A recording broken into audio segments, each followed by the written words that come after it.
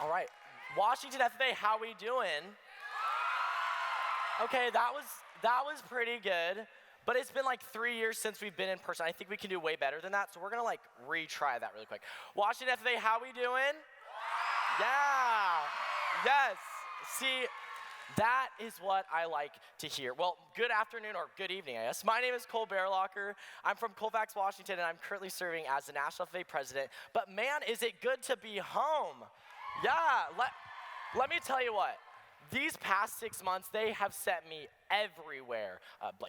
I've been in North Carolina, I've been in New Hampshire, I've been to North Dakota, and it's been awesome. It's been great, but there really is no place like home. And I'll tell you why. You see, a lot of these other states, they're just not as cool as Washington. Yeah, I mean, just coming here, like number one, our agriculture. Amazing, hands down, the coolest ever. Like a few weeks ago, I was in Iowa, big love for Iowa. But when you ask them, oh, what do you grow here? It's always soybeans and corn, soybeans and corn. But here in Washington, we have so many different commodities. We have apples, wheat, cattle, mint, so many different commodities. Yeah, the other thing, other states don't have as like cool as land-grant universities. Like here in Washington, we have WSU. Any Cougars? Any Cougs? Yeah. And finally, whenever I come home, I think of my family, like my FFA family, the family I grew up with, and it just adds to the experience of being home. And there's a lot of reasons why I love my family, but there's one of the big ones is the fact that they've taught me so many valuable life lessons. Things like the 5-second rule and to like not steer into the sun. But the biggest lesson that my family has taught me is to expect nothing and appreciate everything.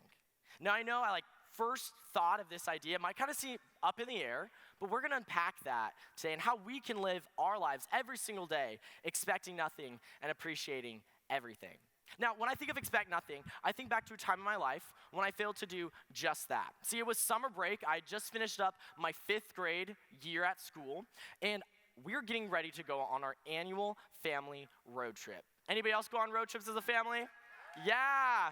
See, I remember this one so vividly because I was expecting this to be the greatest family road trip of all time. See, my mom and dad got me and my siblings around the dinner table, and they're like, all right, this summer is not going to be like any summer. We're not going on our typical road trip to the Oregon coast. This summer, we are going to South Dakota. Yeah. And 5th grade Cole, let me tell you what, he was jacked. Because South Dakota, they've got Mount Rushmore and they got Mount Rushmore in South Dakota, and so I was pumped. Yeah. So, like I said, I was expecting this to be the greatest road trip of all time. But the little thing about a Baerlocher family road trip, a lot of unexpected things happen. Like number one, before we left, we went to Walmart to get all the essential road trip goodies, and my little sister came up with this 5-pack of classic movie musicals and was begging my mom to buy this pack of movies for her. And so, of course, being the only girl and the youngest, my mom caved, and she bought my sister these movies. But what I didn't expect was that out of the 5, my little sister was only going to watch 1. For the 10 of the 15 hours we were in the car together, with no headphones on repeat, the one movie. So 7 Brides for 7 Brothers was what it was, and so it was about the 19th time I heard, bless your beautiful hide, that I thought I was going to lose my mind. I vividly remember planning, all right, Dad's gonna slow down to 25 miles an hour, I'm gonna unlock the door, open it, and roll out of the car. Yeah. Number 2, my older brother, he's a very analytical person. He likes to think things through, he makes a plan, and he sticks to it. Being the middle child, I'm just not that way. And so Chase had all his snacks, all his drinks, and was ready for, like I said, this 15-hour road trip. I didn't plan for that. And so when I started to get hungry, I'm like, yo, Chase, can I have a Pringle? He's like, no, you should have planned to be hungry. I'm like, okay. And that's kind of went on for a few hours, and I really remember standing outside of a gas station in Butte, Montana, just like, Chase, please just give me a Pringle. I'm going to die if I don't eat something. I was convinced I was going to starve to death. But I didn't, obviously. My mom gave me $1. I got a treat or something in the gas station. But didn't plan for that and wasn't expecting for it either. And finally, number 3. Now listen, I love my mom and dad. But they don't plan for a lot of things. And one of the things they didn't plan for was what the atmosphere of Sturgis, South Dakota was gonna be like the first week of August. Yeah, I don't know if any of you know what happens the first week of August of South Dakota or in Sturgis, but it's the Sturgis Bike Rally.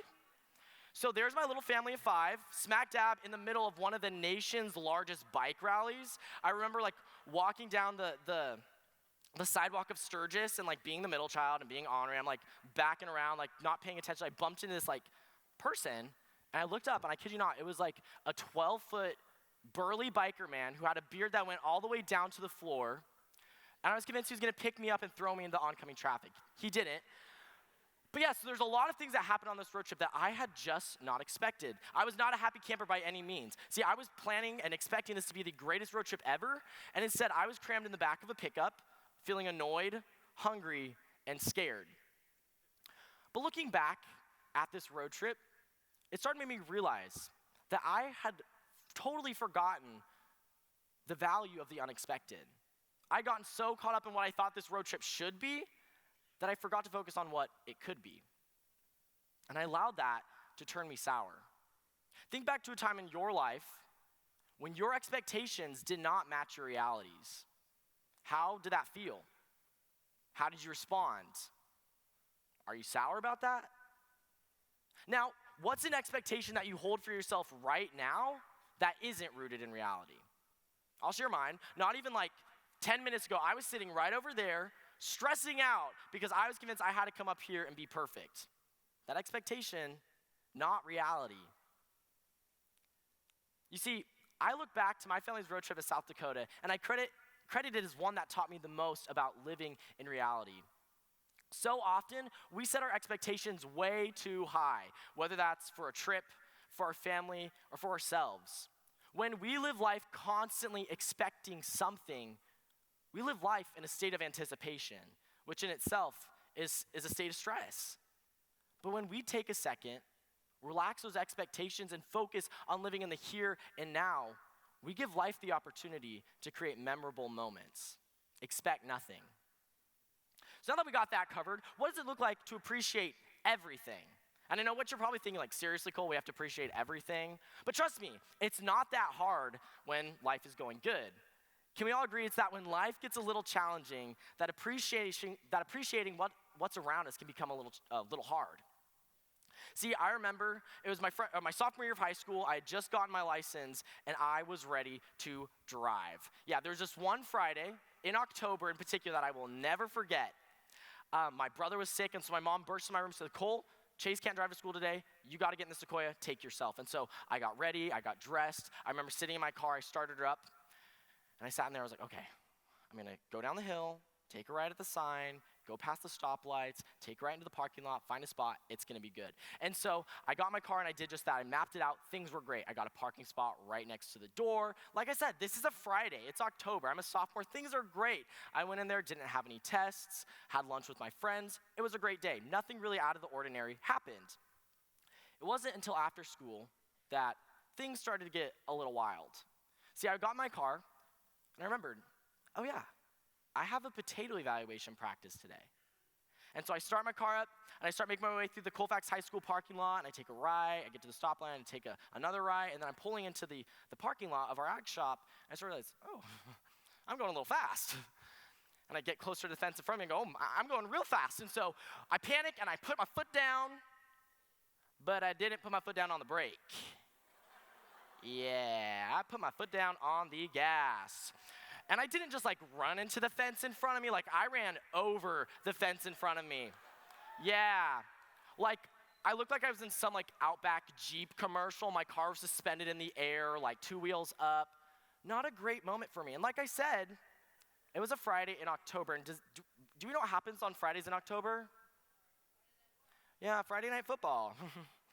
It was an away game this Friday, and so there went all my male classmates in the bus next to my car that was suspended in the air. And so, as one does in this situation, like, oh no, I gotta call mom. Now, something to know about me is astrologically, I'm a triple water sign, and my Enneagram is a type 2. So if you don't know what that means, essentially I'm a people pleaser who's prone to crying. So, yeah, I cry. I cry, it's okay. So you can probably imagine why like this situation, probably not the most ideal for me to be in. So when I call my mom, it's just like, hey mom, bad news. I crashed into school fence and my car suspended in the air and all my classmates saw me and I hit the gas instead of the brake and I don't know what to do. I'm like expecting my mom to just have an earful at me, just like telling me everything that's wrong with me. But to my surprise, she did something a little different. She said, well, better make it right. See, in this situation, my mom was teaching me a lesson that my heart needed to learn. See, we have the power to take control of the perspectives around us. I could have chosen to beat myself up, to sworn off driving, to giving up, or, like my mom was reminding me, I could pick myself up, own my failure, and make it right. And that's what I did. With the help of some friends, I was able to back my car off the fence. We ripped that fence post out, and in its place, we planted a green T-post. And it's still there today. That's why I say I left my mark at Colfax High School. But to me, that fence post is a reminder of the power of perspective, right? Appreciation is rooted in perspective. When we challenge ourselves to take a step back, to see what is real, true, and good, not what we wish or want, we have the power to show appreciation in every situation. What was a situation that you found yourself in that was less than ideal? Were you able to challenge yourself to take that step back and change your perspective? How do you focus on growth? When we appreciate everything, we open doors of gratitude, and that allows us to continue to be our best selves. Appreciate everything. So now that we have those two ideas covered, expect nothing and appreciate everything, what does it look like when we put them together? Almost immediately, I think of one person, my Grandpa Gary. Yeah, see, like I said, I have an older brother and a younger sister, so that, of course, makes me the honorary middle child. And so as a way to probably take a break and to get my extra energy out, my mom would send me or pass me off to my grandparents. So I spent a lot of time on my grandparents' farm chasing cows, climbing trees, swimming in watering troughs. And so because of that, I have a really close relationship with my Grandpa Gary and my Grandma Judy. But the tricky thing about grandparents is as you get older, so do they. And back in December of 2020, my grandpa was re-diagnosed with cancer. And almost immediately, my Grandpa Gary was signed up for test treatments that were supposed to help combat the growth of his cancer. Now, every Thursday, he'd make the trip up to Spokane, which is about an hour north of where I live, to undergo these treatments. But there was one Thursday in particular where my mom, who's a nurse, was busy working at the COVID clinic, and my uncle, who's an ag teacher, was on a school field trip. So they, of course, needed somebody to drive Grandpa up. Now, luckily, I had a week off from my duties as a state officer. So when asked if I could take Grandpa Gary up to his appointment, I immediately said yes. So I got in my car, drove into town, picked up Grandpa, and off we went towards Spokane. Things were just normal as usual. We talked about the weather and wheat prices and how Grandma was yet again spending way too much money at Eddie Bauer, when all of a sudden, everything went silent. My grandpa stopped talking, and he looked at me. He said, Coley, life moves way too fast. It's gonna be over before you know it, so make sure you take time to appreciate what you have. See, I've thought a lot about what my grandpa told me that day. He was reminding me to expect nothing and appreciate everything. I'd gotten so caught up in my duties as a state officer that I'd forgotten to take a second and to look around and see what was around me. I'd forgotten the power in the here and now. He was reminding me that when we don't get caught up in the constant motions of life, that we have the power to generate our own happiness. Well, unfortunately, my grandpa passed away peacefully in September of 2021 and didn't get to see me be elected to national office. I know that he's instilled within me the belief and the idea of expect nothing and appreciate everything. And that's an idea I live my life by every single day, even the hard ones. Washington FFA, we get the choice whether or not we live in the here and now. But it starts with lowering our expectations and eventually releasing them. Expect nothing. We need to learn that it's okay to have bad days. And rather than get caught up in that, we take a second, take a step back, and focus on what is real, true, and good, not what we wish or want. Appreciate everything. And when we combine those two ideas, We place ourselves on the track of happiness because the good we encounter becomes even better because it wasn't anticipated. Expect nothing and appreciate everything. Washington FFA, I challenge you to expect nothing and appreciate everything because when we do, our actions become more meaningful and so does our impact. Washington FFA, thank you so much for having me back at convention. Thank you. But, one second. Before they prime me off the stage, we gotta do something. Like I said, I'm a Cougar, I'm a Washington Cougar. So on this side, we're gonna have a go. On this side, we're gonna have a Cougs, all right? Okay, ready?